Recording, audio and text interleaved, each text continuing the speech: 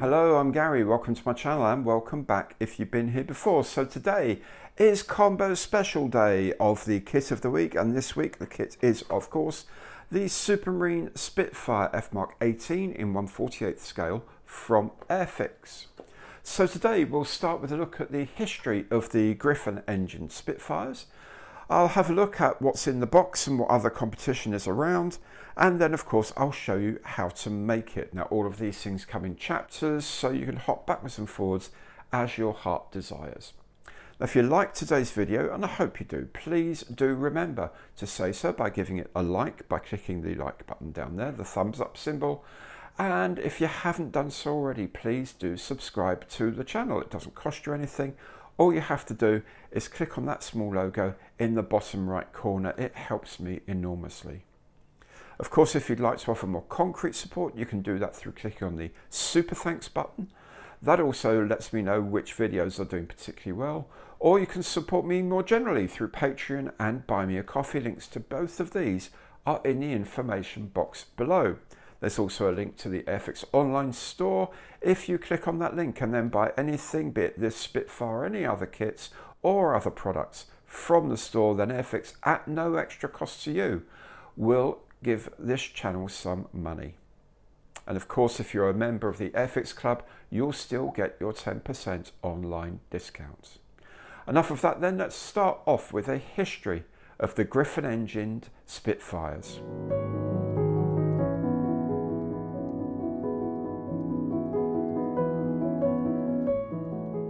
The Rolls-Royce Griffon engine originated in a request from the Fleet Air Arm for an engine to power its new fighters, such as the Fairey Firefly. The engine had to have good power at low level and be easy to maintain at sea.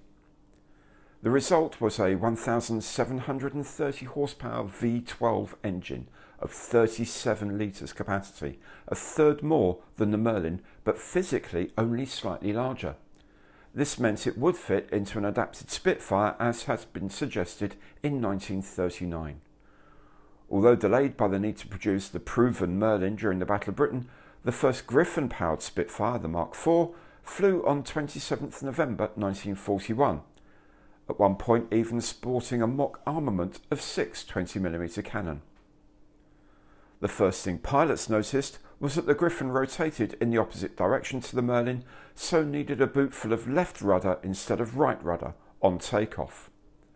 The Mark XII and the later Mark XIV proving very good at chasing V1 flying bombs and countering low-level interdiction by the Luftwaffe. The Mark XIV was the one to introduce the two-stage supercharger to the Griffon's 61 engine, enabling it to operate effectively at higher altitudes as well.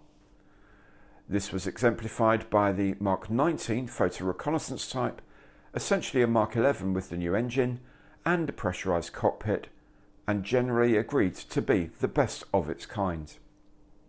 The Mark XXI introduced stronger, stiffer wings. Initially a bit of a beast to fly, modifications enabled it to be flown by the average service pilot, and it entered service in January 1945. The Mark XXII standardised the cutback rear fuselage that had been seen occasionally on some of the earlier Marks, and then improved fuel capacity and better weapon support created the last of the Spitfires, the Mark XXIV. The final Mark XXIV was delivered in February 1948. But that isn't the end of the Griffon Spitfire story. Remember, the Fleet Air Arm had requested the engine in the first place, and eventually introduced the engine on the Seafire Mark XV, which entered service in May 1945, and the later improved Mark XVII. But it was the final version of the Seafire, the FR-47, that was the very last of the Spitfire and Seafire heritage, the final aircraft leaving the production line on 28th of January 1949. With the fuel-injected Griffon-88 developing 2,350 horsepower and a 6-bladed contra-rotating propeller, the FR-47 saw service in the Malayan Emergency and in the Korean War, flying from the deck of HMS Triumph. Comparing the FR-47 with the original Mark I Spitfire, test pilot Geoffrey Quill noted that at overload takeoff weight, the FR-47 weighed the same as a Mark I, carrying 32 airline passengers.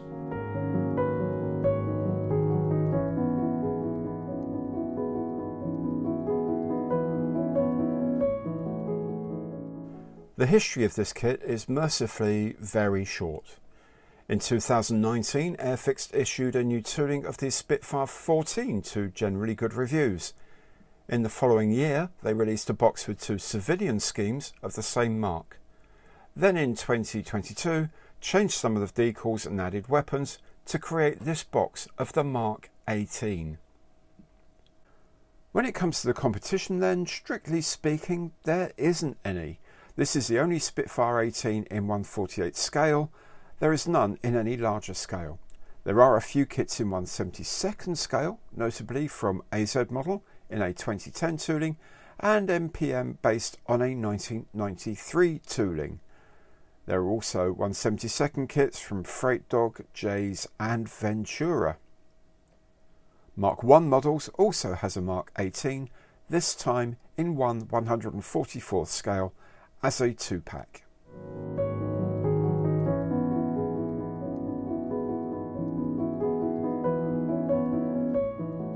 The kit is rated at skill level 2, so it's achievable by someone who's maybe made 1 or 2 kits previously. It also comes with a token for 2 flying hours. Now you can collect these as a member of the Airfix Club towards a free kit in the future, or you can donate them to Models for Heroes. A link to this very excellent charity is in the information box below. Here we have the usual Airfix stunning box artwork.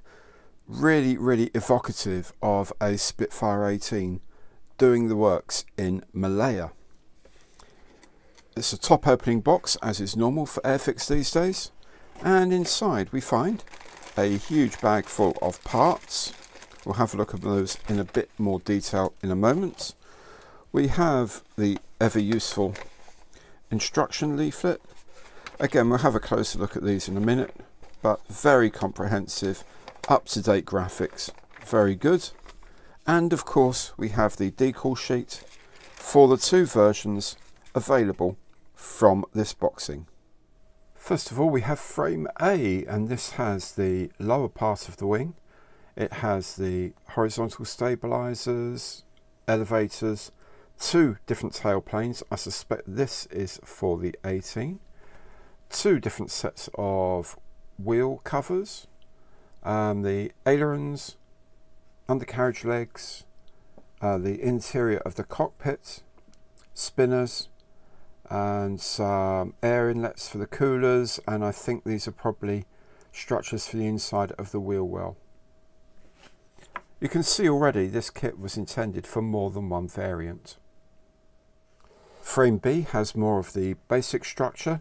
Here the fuselage, the front of the top of the fuselage here. I'm really glad they did this because there's a part there that's really difficult to get if you have to make them in halves. The oil filler, or coolant filler rather. More parts of the cockpit here, radiators, covers for the rocker covers for the engines, structures for the wings, instrument panel and the propeller. And this seems to be some sort of slipper fuel tank, which I don't think is used on this variant. Frame C are the upper wing panels. Now these have the original curved wingtips. The fact that they've come moulded on this suggests to me that were this, say, a 14 with clipped wings, these parts would be different. They would be very easy to mould separately and add into the kit, which is a very smart piece of planning. Frame D and some general bits and pieces, interiors of the cockpit, the control column, sides of the seat itself, the pilot, of course, various bits and pieces, and of course multiple versions of the wheels, which is quite interesting. There's 1, 2, 3, 8 different wheels here, so 4 different variants of wheels, 2 different types of exhaust pipes. I've looked really hard and I'm not entirely sure I can tell the difference. But again, meant for more than one aircraft. Then we come to frame F. I'm pretty sure this is particular to the F.Mk.XVIII, as this is all the armament. The fact it's F, I haven't had a look at frame E yet. It's in fact the transparencies. So these are bombs, rockets, and their mounting points. All very good. But I think I'm going to be doing this with rockets. So there they are there. Okay, this is very much for the F-18. And finally, the aforementioned frame E, which is the transparencies, just one windshield, but two different canopies, one slid open, one not open. Here we have two side windows for photo reconnaissance versions. Here we have the wing tips if you're doing a clipped wing aircraft, not the F-18 of course, because that comes with the round wings as we've seen.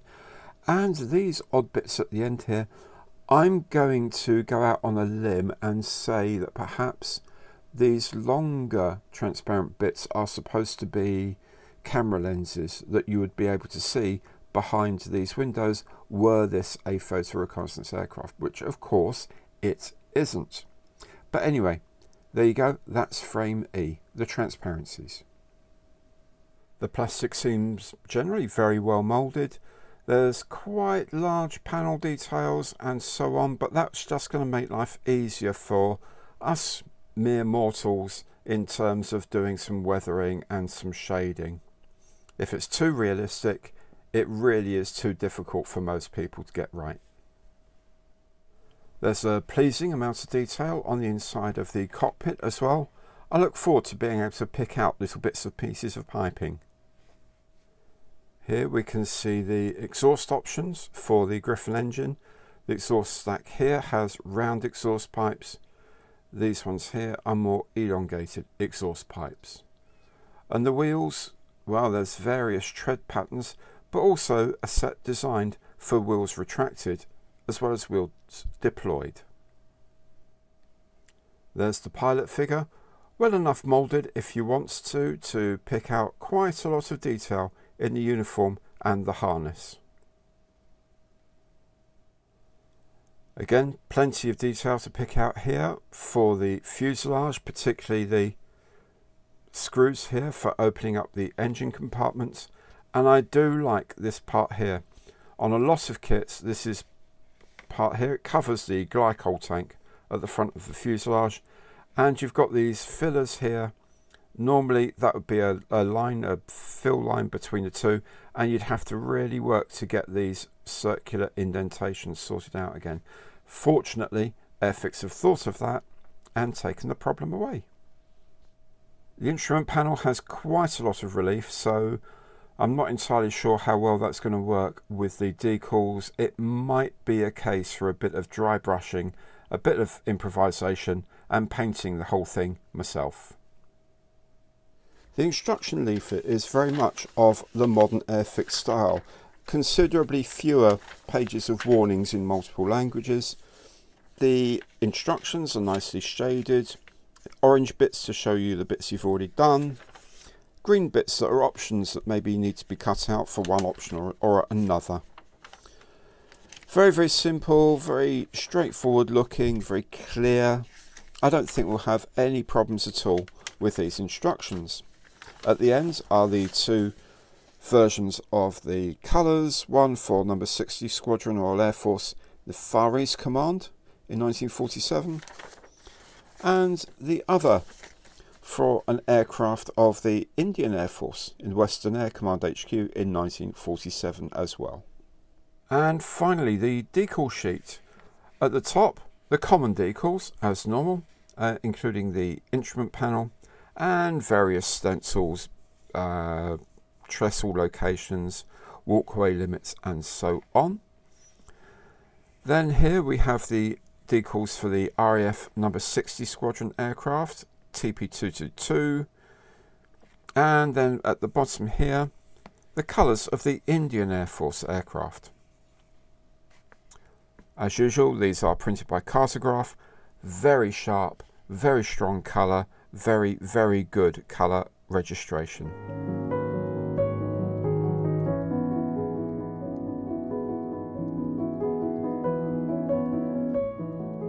Having given all the parts a light coat of grey primer, I can start painting some of the interior.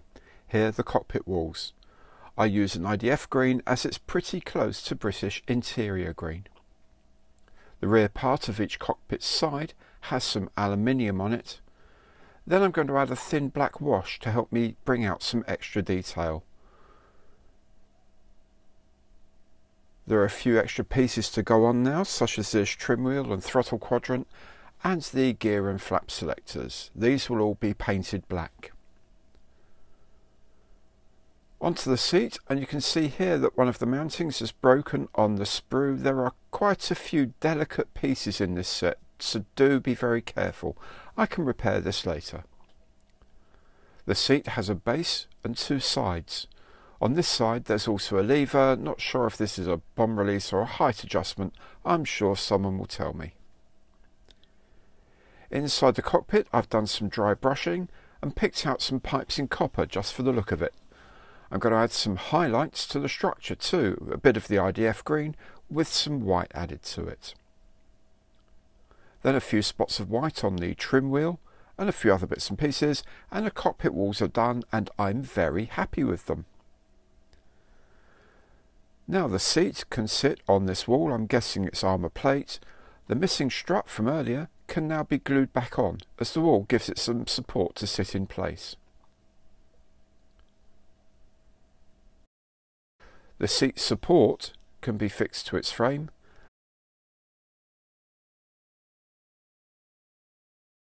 Then the seat assembly can go onto that. Then I can paint the seat itself in a colour called Cavalry Brown with a black leather back. Now for the instrument panel I've decided to do it myself instead of using the decals. It's painted black first, then I dry brush some white to pick out the bezels and the edges. Then a few tiny spots of white on the instrument faces, followed by some random spots of red and yellow. A final touch up with some white and the instrument panel is done, and convincing enough at this scale, I think.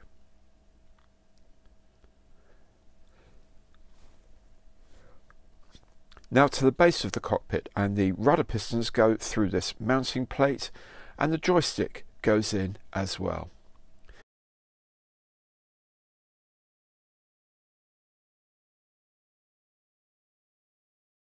Then our instrument panel goes onto its frame. Then the frame is attached to the port cockpit wall. The rudder assembly goes in next. It is a bit fiddly, but it does go in. I've left off the rudder pedals, by the way, as I'm going to be using the pilot figure.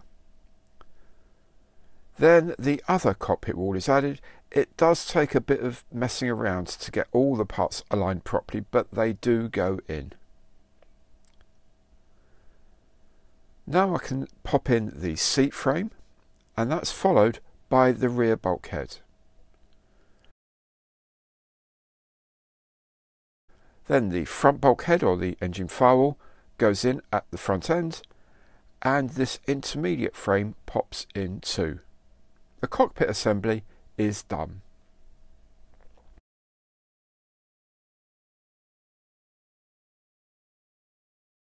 Next I'll paint the pilot at 1/48. You can get a pretty good result. Do check out my tutorial video for more information. I'm going to have the cockpit side door open, so I need to cut this part out. There's a replacement with the interior detail supplied with the kit. You also need to cut off the top of the fin, as this mark has a larger rudder. Then the cockpit tub can go into one half of the fuselage and the other half is joined to it. Glue it all together and tape it to set. There's this cover for the glycol tank to add as well. I've found this a slightly loose fit, so see if you can jiggle it around to make it sit better, and then leave it all to cure. Onto the wings now, and I'm fitting rockets to my Spitfire, so I need to drill 12 holes, each 0.9mm diameter, 6 in each half of the wing. These walls of the wheel bay can go in, followed by 2 cross members.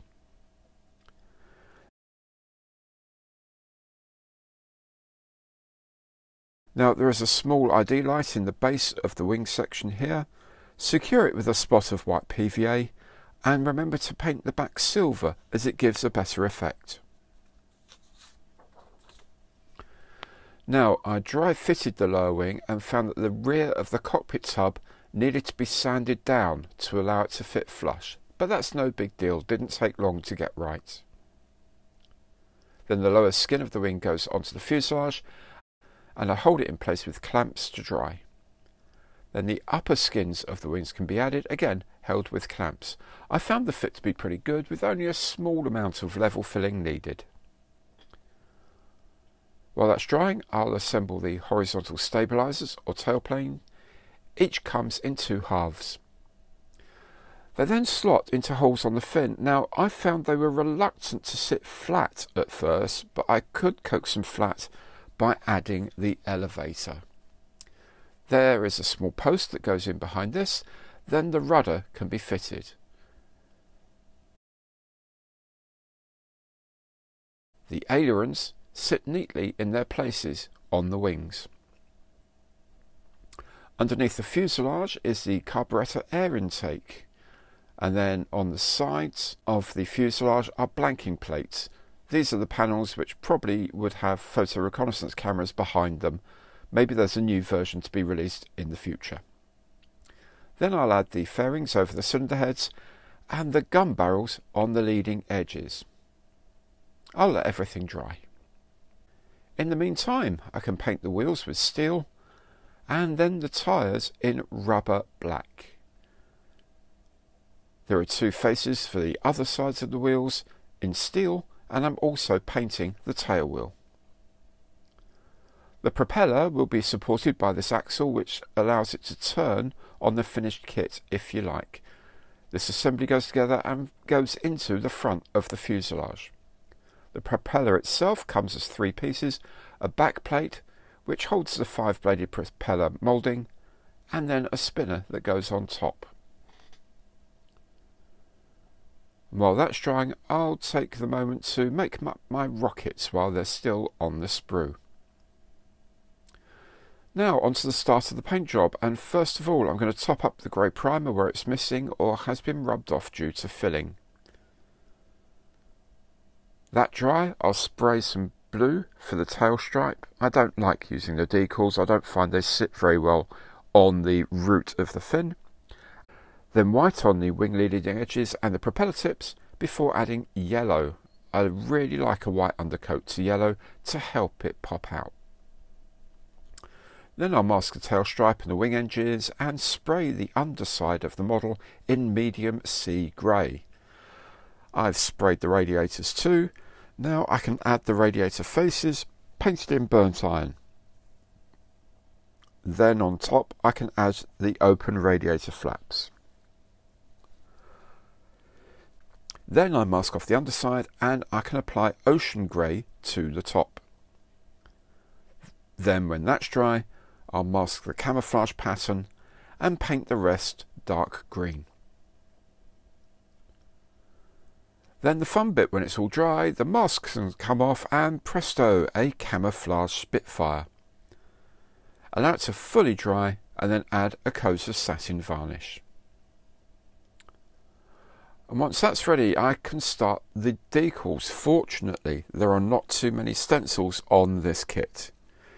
If you're putting stores under the wings, do please make sure to do the serials now, as the pylons sit right across them. Now, one decal that's a proper pain is this fancy noseband. It takes a lot of time and quite a lot of decal setting fluid to get it anywhere near right. Eventually, I cut bits of the decal with a sharp knife where it goes over the head covers. When it had set very nearly right, or as well as I was going to get it, I did some touching up with a paintbrush to get rid of the worst of the scraggy lines. Anyway, eventually it's done, so I can put the radiators into place and start adding the little bits and pieces. The main gear legs just slot into place, as does the tail wheel. The tail wheel doors come as a single piece, which is very good. All of the gear fits very securely. Next I'll add the hubs to the outer faces of the wheels, then they can go onto the legs. They have slots to make sure the flat spot sits in the right place. Now the flat spot isn't that easy to find, so I just sand a little bit of the paint off so I know exactly where it is. Then the oleo struts go on the front of the legs, and the gear doors can go onto the inside faces of the legs. There are slots to make sure of the position. I'll paint the base of the gun sight with black, and while it's drying I'll fit the exhaust pipes, which I've painted in burnt iron. Then a spot of white PVA glue and the gun sight transparency can sit on its base, and when it's dry I'll finish the sides in black. Back to the propeller, and I've sprayed the spinner red, then masked off the front so I can paint the remainder in blue. That all needs to dry. There are a few things to add to the cockpit, like the door and these supports at the back of the headrest. Then I'll add the windshield, followed by the canopy. The rockets are painted light grey with mid-olive warheads. Then they can be put in place under the wings. Now you can see what I mean about the serial numbers. I've painted the leading edges of the propeller blades in aluminium, and when it's dry the rest is painted black. Now when this black is dry I can use a bit of sandpaper, this is 600 grit, to just wear off the black to give the impression of eroded paint. Then the propeller can go on the nose, a quick go around touching up paint, and my Spitfire 18 is complete. I will say right away that this was a very enjoyable build. Most of the parts went together very easily, and when they didn't, like the wing to fuselage joint underneath, a bit of sanding sorted it out. The nose decal is a bit of an issue, but I got there in the end, and it's a lot easier than painting it. With a bit more time I'd do some weathering, but I still think it looks pretty smart as it is. Overall, I can happily recommend this kit as a very decent late model Spitfire. That's it then, the Supermarine Spitfire F.Mk.XVIII. Now if you've enjoyed this video, and I hope you have, please do remember to let me know by clicking on the thumbs up button there, the like button, and if you haven't done so already, please do remember to subscribe to the channel. Doesn't cost you anything, helps me enormously. All you have to do is press on the logo down there in the bottom right corner. In any case, thank you so very much for watching, and I will see you next time.